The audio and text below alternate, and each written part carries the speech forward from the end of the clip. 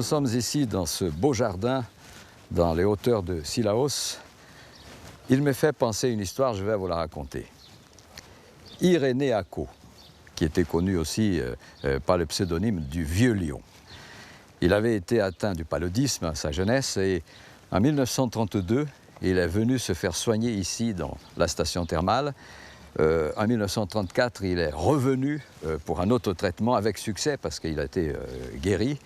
Mais c'était l'occasion pour lui de tomber amoureux de ce quartier de Saint-Louis, parce que Syllaos, en ce moment-là, appartenait à la commune de Saint-Louis.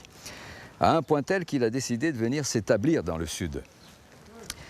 En 1945, il a été élu conseiller municipal de l'opposition, parce que c'est M. Picot qui avait passé, et Valère Clément, qui était son adversaire, était devenu conseiller municipal aussi. Mais dans les élections qui ont suivi, à ce moment-là, Valère Clément est passé, et Irénée Ako s'est vu troisième adjoint. Il a été aussi élu conseiller général du quartier du Gol, qui était considéré un quartier chaud à l'époque. Mais ses qualités de communication, sa sympathie naturelle, passaient très bien auprès des jeunes. Un peu plus tard, c'est Théophile Loireau qui est le maire de Saint-Louis.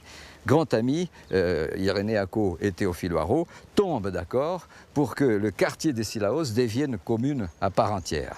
Et c'est au mois de mars 1965 que Syllaos a d'abord une délégation spéciale qui est nommée en vue d'organisation des élections. Et lors de ces élections-là, c'est la liste présentée par Irénée Ako qui est élu et il devient le premier maire de la commune.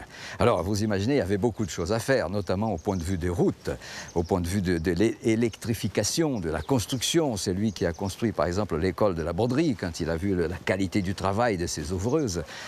Irénée Ako a beaucoup fait, notamment pour les thermes. Et figurez-vous qu'en 1987, un mois avant l'inauguration des thermes qui sont œuvre de ses mains, Irénée Ako est décédé.